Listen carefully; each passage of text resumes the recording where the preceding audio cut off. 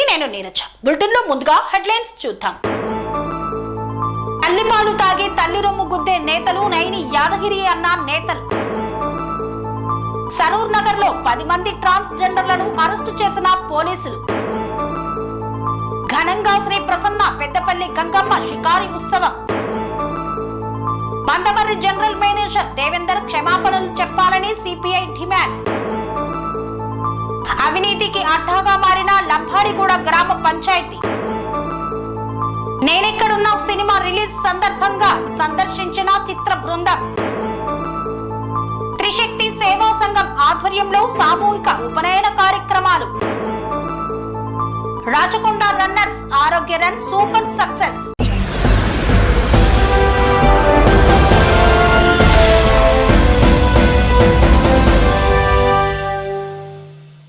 గజ్వేల్ మాజీ ఎమ్మెల్యే తుమ్కుంట నర్సారెడ్డిని విమర్శించే స్థాయి నీది కాదు నైని యాదగిరి. నిన్ను టీడీపీ నుండి తరిమిస్తే కాంగ్రెస్ ఆదరించింది, అది మర్చిపోయావా అని ప్రశ్నించారు నేతలు. నైని యాదగిరిని టీడీపీ నుండి తరిమేస్తే కాంగ్రెస్ పార్టీలో రాజకీయ భిక్ష పెట్టిన డీసీసీ అధ్యక్షులు గజ్వేల్ మాజీ ఎమ్మెల్యే తుమ్కుంట నర్సారెడ్డి పట్ల చేసిన అనుచిత వ్యాఖ్యలను సహించేది లేదని గజ్వేల్ కాంగ్రెస్ నేతలు ఆగ్రహం వ్యక్తం చేశారు. గజ్వేల్ వ్యవసాయ market committee chairman Narender Reddy, vice chairman Sardar Khan, ఆయా మండలాల పార్టీ అధ్యక్షులు శ్రీనివాస్ రెడ్డి, తమ్మిలి శ్రీనివాస్, రవీందర్ రెడ్డి, సందీప్ రెడ్డి, లింగారపు కృష్ణాగౌడ్, మాజీ ఎంపీపీ మోహన్, మెదక్ జిల్లా ఆర్యవైశ్య సంఘం అధ్యక్షులు రవీందర్ గుప్తా తదితరులు మీడియా సమావేశాన్ని ఏర్పాటు చేసి మాట్లాడారు. రాజకీయ లబ్ధి, నామినేటెడ్ పదవుల కోసం పాకులాడుతున్న నైని యాదగిరి, మద్దూరి మల్లారెడ్డి, శ్రీనివాస్ గుప్తా లాంటి వ్యక్తులకు పదవులు కట్టబెట్టిన నర్సారెడ్డిని విమర్శించడం తగదని, వారు గత చరిత్ర గుర్తు చేసుకుంటే బాగుంటుందని హితవు పలికారు. కనీసం కౌన్సిలర్ గా గెలవని నైని యాదగిరి గజ్వేల్ కాంగ్రెస్ పార్టీలో విభేదాలు సృష్టిస్తూ పక్క పార్టీల వైపు చూడడంతో ఆయనను పక్కన పెట్టినట్లు స్పష్టం చేశారు. 100 ఎకరాల వంశపారంపర్య ఆస్తులను రాజకీయం కోసం నర్సారెడ్డి ఖర్చు చేయగా 10 ఏళ్ల కేసీఆర్ ప్రభుత్వ హయాంలో వీరు ఎక్కడ దాక్కున్నారని నిలదీశారు. 2014లో ఎంపీ ఉప ఎన్నికల సమయంలో ఎన్నికల ఇన్ఛార్జిగా మాజీ మంత్రి గీతారెడ్డి, ప్రస్తుత సిడబ్ల్యూసి ప్రత్యేక ఆహ్వానితులు డాక్టర్ వంశీచంద్రెడ్డి స్వయంగా మద్దూరి మల్లారెడ్డితో మాట్లాడగా ఆయన చేతులెత్తేసిన విషయం గుర్తుకు తెచ్చుకోవాలని స్పష్టం చేశారు. మాజీ ఎమ్మెల్యే నర్సారెడ్డి ద్వారా పదవులు పొంది నాయకులుగా చెలామణి అవుతున్న పలువురు నేతలు పద్ధతి మార్చుకోకుంటే తగిన గుణపాఠం చెబుతామని హెచ్చరించారు. నైని యాదగిరి పార్టీకి తెస్తున్న చెడ్డ పేరు, వెన్నుపోటు రాజకీయాలను ఆధారాలతో పార్టీ అధిష్టానం దృష్టికి తెస్తామని వివరించారు. ఈ కార్యక్రమంలో సుఖేందర్ రెడ్డి, పట్టణ కాంగ్రెస్ ప్రధాన కార్యదర్శి రాములు గౌడ్, నాయకులు తదితరులు పాల్గొన్నారు. అందరికీ నమస్కరిస్తూ, అలాగే దానికి ఇప్పుడు నిన్నటి ప్రెస్ మీట్లో భాగంగా నర్సన్నపై అనుచిత వ్యాఖ్యలు చేసిన యాదగిరి గారి గురించి, ఆయన చరిత్ర గురించి మాకంటే ఎక్కువ ప్రెస్ సోదరులకు అందరికీ తెలిసిన విషయమే. అలాగే అందుకంటే ముందుగా ఈరోజు మన ప్రియతమ నాయకుడు శ్రీపాదరావు గారి జయంతి శుభాకాంక్షలు తెలుపుకుంటూ, అయితే ఈ యాదగిరికి తన ఆలోచన విధానంలో ఫస్ట్ ఎవరైతే రాజకీయ భిక్ష పెట్టిరో వాళ్ళనే నమ్మక ద్రోహం చేయడం ఆయనకు వెన్నతో పెట్టిన విద్యలాగుంది.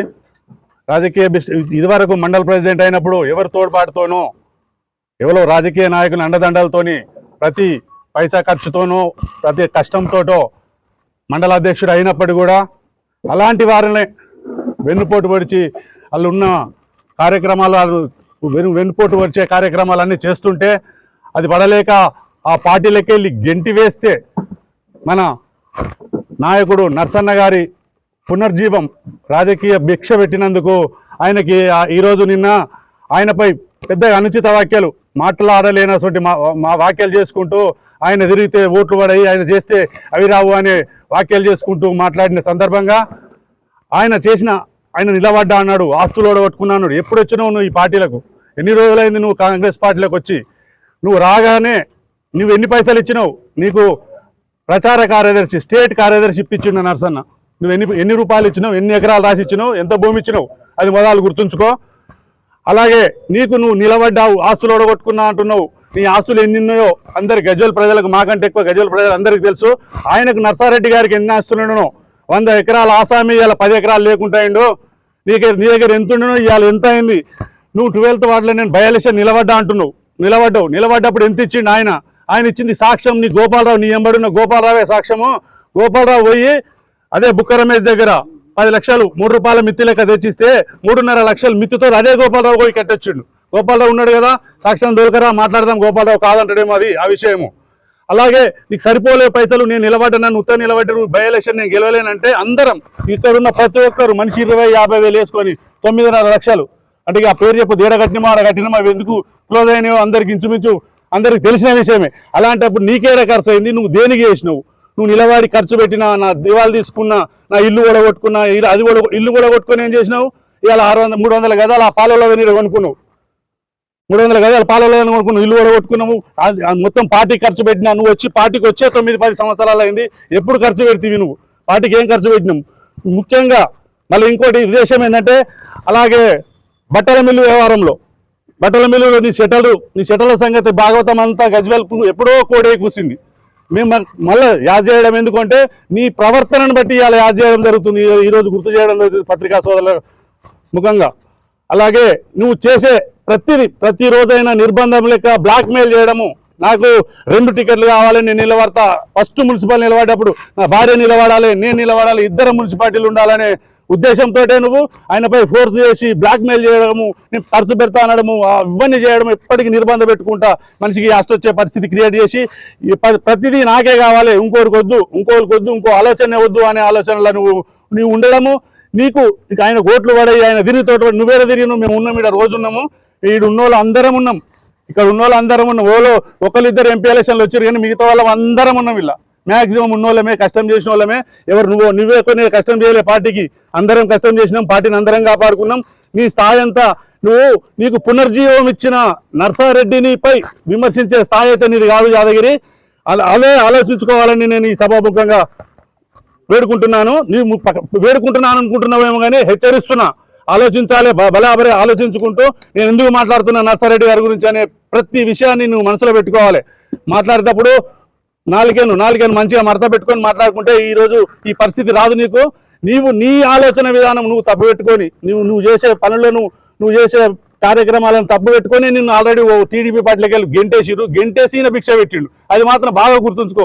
ఈ భిక్షను కూడా ఈయనను కూడా బ్లాక్మెయిల్ చేస్తే వద్దనుకునేది కూడా కాదు, నీకు ఇస్తా అన్నాడు. నీకు ఇంకో టర్మ్కు రిజర్వేషన్లో భాగంగా ఉన్నది ఇస్తా అని కూడా అందరి ముందర 10 మంది ముందర కూర్చుని చెప్తే కూడా లేదు, నాకు కావాలి, నాకు ఇదే కావాలనే మొండిగా నీకు వస్తే తప్ప వేరే వాళ్ళకి ఇస్తే పైసలు ఇచ్చినట్టు, నీకు వస్తే పైసలు ఇచ్చినట్టు. అదే పైసలు ఇచ్చిన పదవులు అంటుండు.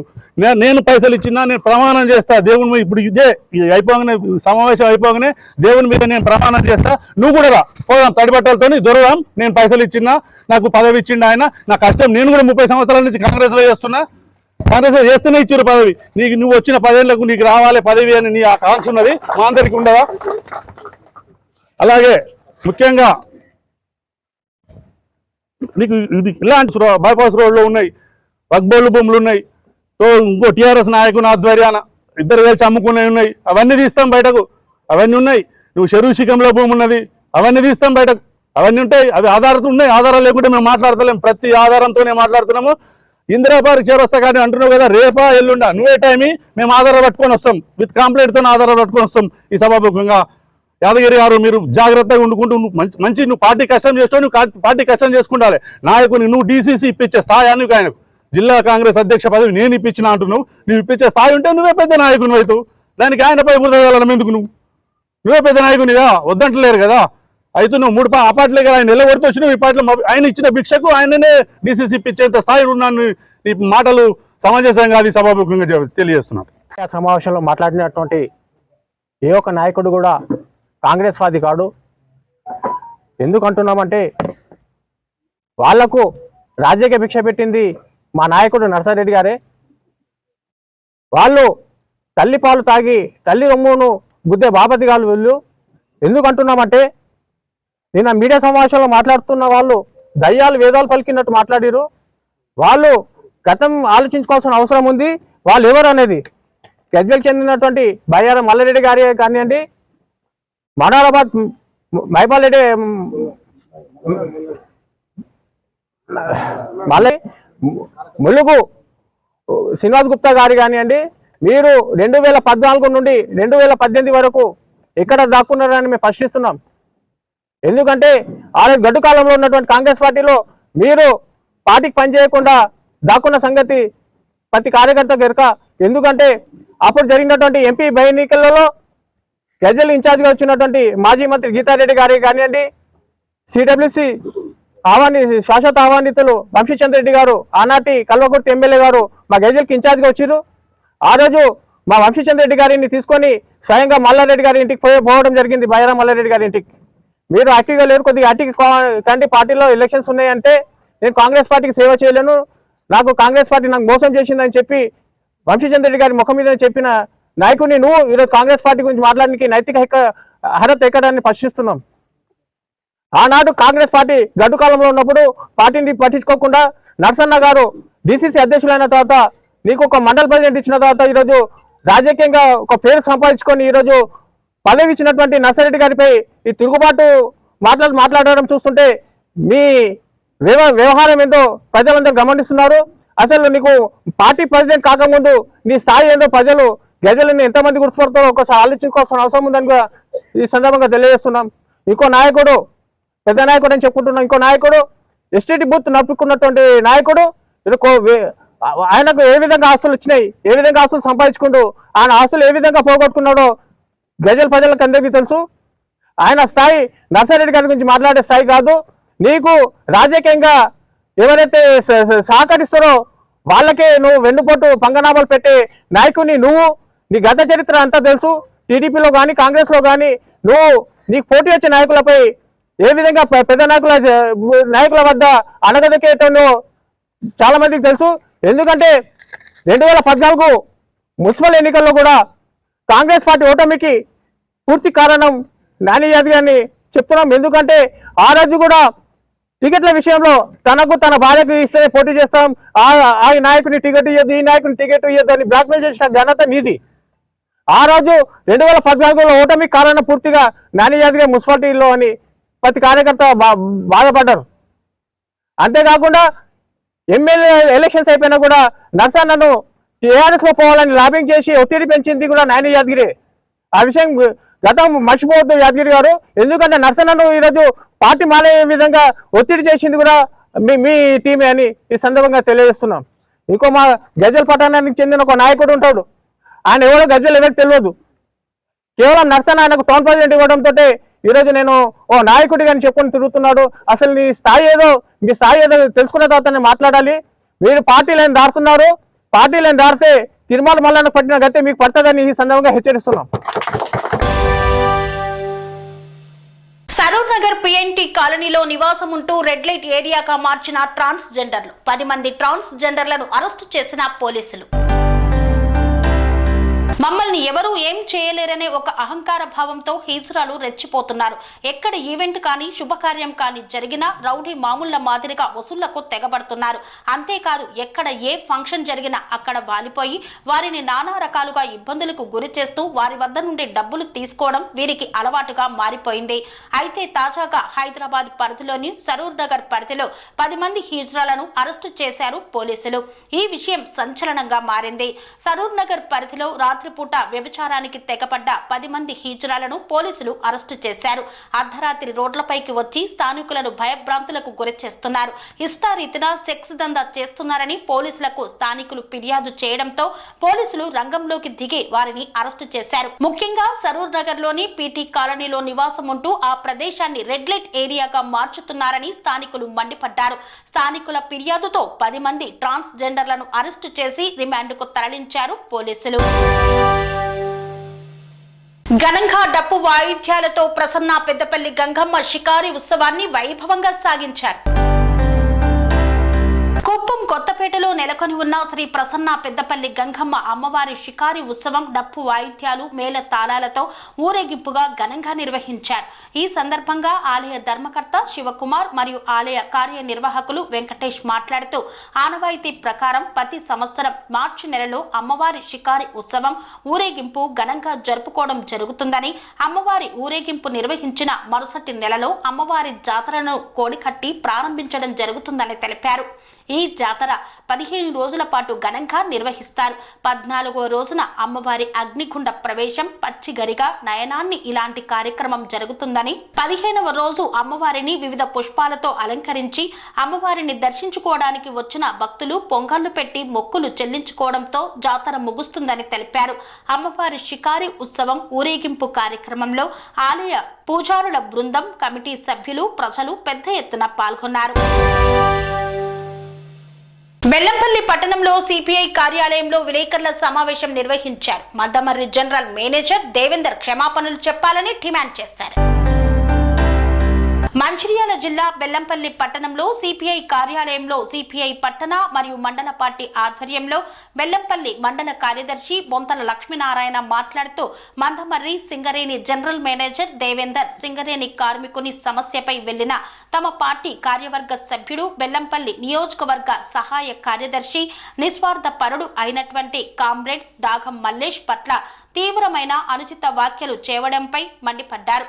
బేషరతుగా జనరల్ మేనేజర్ దేవేందర్ దాగం మల్లేష్ కి క్షమాపణలు చెప్పాలని, లేని ఎడల మండలాల్లో పట్టణాల్లో రాస్తారోకోలు చేస్తామని మరియు జీఎం కార్యాలయాన్ని ముట్టడిస్తామని హెచ్చరించారు. ఈ కార్యక్రమంలో పట్టణ సహాయ కార్యదర్శి కొంకుల రాజేష్, బీకేఎంయు జాతీయ సమితి సభ్యులు అక్కపెల్లి బాపు తదితరులు పాల్గొన్నారు.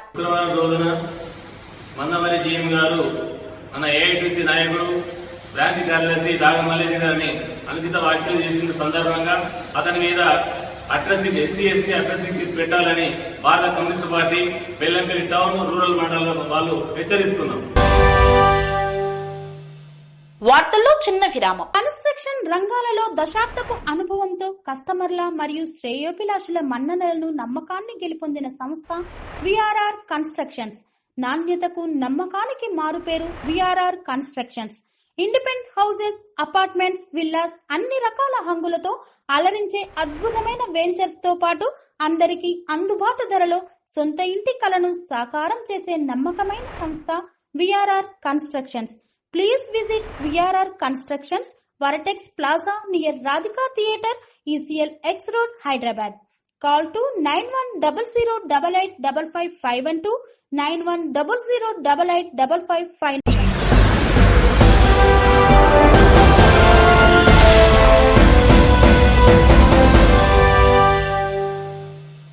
తిరిగి వార్తలకు స్వాగతం.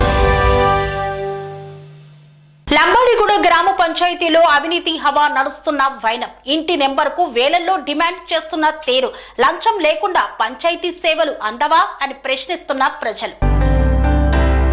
లంబాడిగూడ గ్రామ పంచాయతీలో అవినీతి హవా. ఇంటి నెంబర్కు వేలల్లో డిమాండ్ ఎందుకు? పౌరుల హక్కులను హరిస్తున్న పంచాయతీ కార్యదర్శి. గ్రామస్తుల ఆరోపణల్లో నిజమెంత? అధికారుల ముందే అవినీతి కొనసాగుతున్నా చర్యలేమీ లేవు. గ్రామస్తులకు న్యాయం ఎప్పుడు జరుగుతుంది? కొమరం భీం ఆసిఫాబాద్ జిల్లా బెజ్జూరు మండలం లంబాడిగూడ గ్రామంలో గ్రామ పంచాయతీ కార్యదర్శి మడిశెట్టి శ్రీనివాస్ అవినీతి అక్రమాల కూపం కూరుకుపోయినట్లు గ్రామస్తుల ఆరోపణలతో స్పష్టమవుతోంది. గ్రామ అభివృద్ధికి కేటాయించబడే నిధుల వాడకం, ప్రజలకు అందాల్సిన పంచాయతీ సేవలు అన్ని ఆయన చేతుల్లోనే కేంద్రీకృతమై అవినీతికి పాల్పడుతున్నారని గ్రామస్తులు తీవ్ర ఆగ్రహాన్ని వ్యక్తం చేస్తున్నారు. గృహ నిర్మాణానికి ఇంటి నెంబర్ అనేది ప్రాథమిక అవసరం. అయితే లంబాడిగూడ గ్రామంలో ఇల్లు నిర్మించుకునే అమాయక గ్రామస్తుల నుండి 30,000 నుండి 40,000 వరకు లంచం డిమాండ్ చేస్తున్నాడని ఆరోపణలు వెల్లువెత్తుతున్నాయి. స్వంత గూడు నిర్మించుకోవాలనుకునే ప్రజలను కార్యదర్శి భయభ్రాంతులకు గురి చేస్తున్నాడని గ్రామస్తులు వాపోతున్నారు. ఈ అక్రమాలను ప్రశ్నించిన గ్రామస్తులను కార్యదర్శి తీవ్రంగా బెదిరిస్తున్నాడని, కొంతమంది బాధితులను ఫోన్లో కూడా హెచ్చరించిన ఘటనలు వెలుగు చూశాయి. ప్రజలు పంచాయతీ వివరాలు అడిగినా అధికారికంగా ఇవ్వాల్సిన సమాచారం గోప్యంగా ఉంచడం, నిధుల వినియోగంపై ఎలాంటి స్పష్టత ఇవ్వకుండా మౌనం పాటించడం సాధారణ విషయాలుగా మారిపోయాయి. ప్రజా ప్రతినిధులు, గ్రామస్తులు అభివృద్ధి పనులపై ప్రశ్నిస్తే వారిని వేధించడం, అసత్య ఆరోపణలు చేయడం, సోషల్ మీడియాలో అప్రతిష్ట కలిగించే విధంగా పోస్టులు పెట్టించడం లాంటి చట్ట వ్యతిరేక చర్యలకు పాల్పడుతున్నాడు.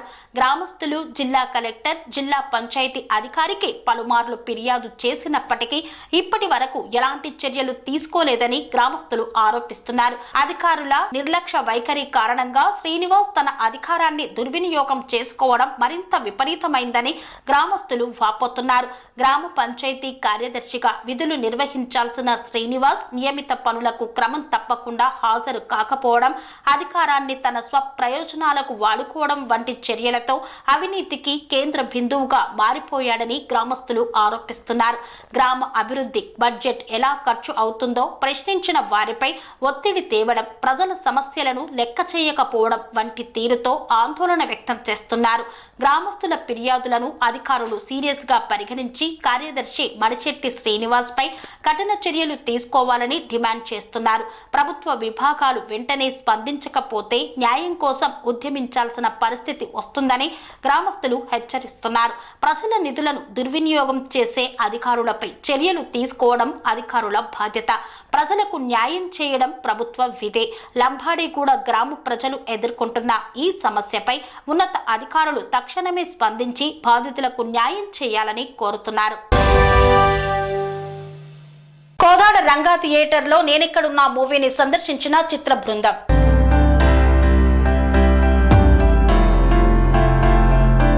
సూర్యాపేట జిల్లా కోదాడ రంగా థియేటర్లో పోయిన నెల 28వ తారీఖు నాడు రిలీజ్ అయిన నేనెక్కడున్నా సినిమా రిలీజ్ సందర్భంగా స్క్రీన్ ప్లే, కథా దర్శకుడు మాధవ్ కోదాడ మరియు చిత్ర బృందం సందర్శించారు.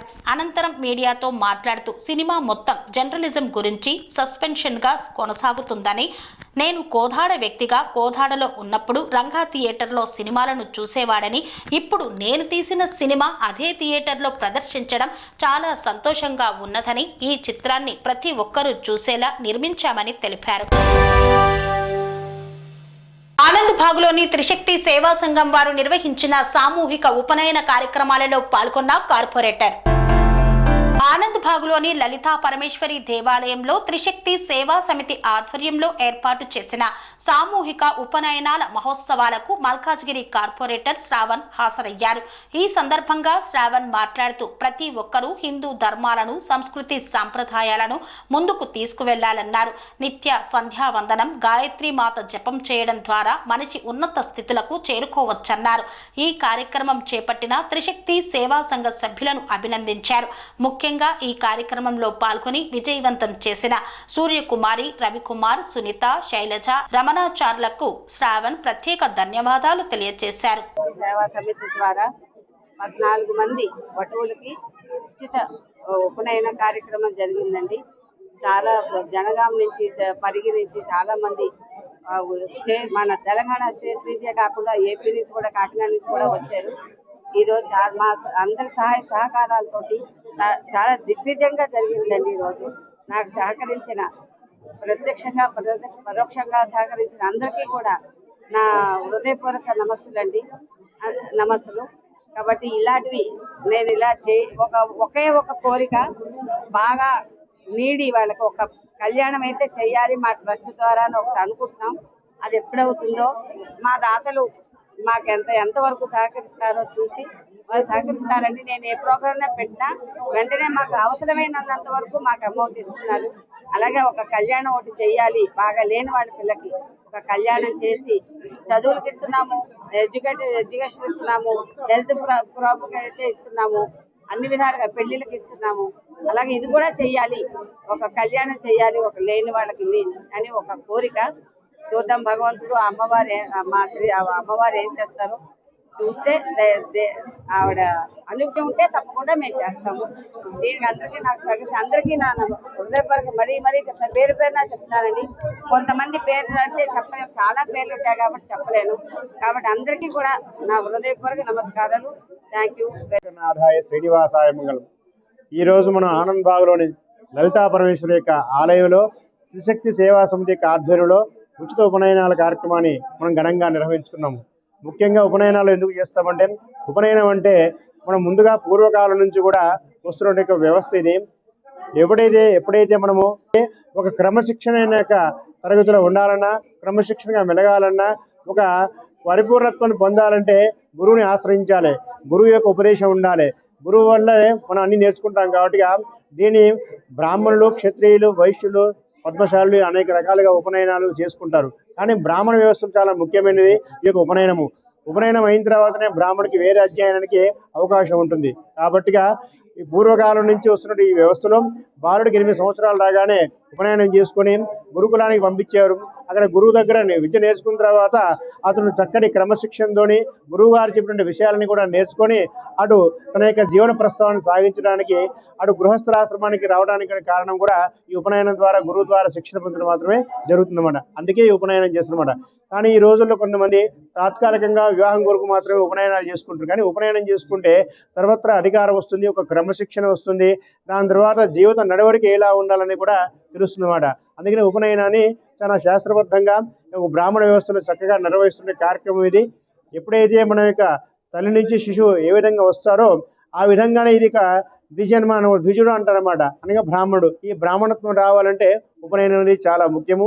ఉపనయనం ద్వారా నియమం ఉంది అంటే ఒక హిందూ సంస్కృతి సాంప్రదాయాలకు సంబంధించినటువంటి ఒక ప్రతిబింబం ఇక్కడ ఉంది. ఇక్కడ భారతీయ సంస్కృతి, బ్రాహ్మణీయ సంస్కృతి కూడా ఇక్కడ కలిసి ఉన్నటువంటి సందర్భాన్ని మనం అందరం కూడా చూస్తాం.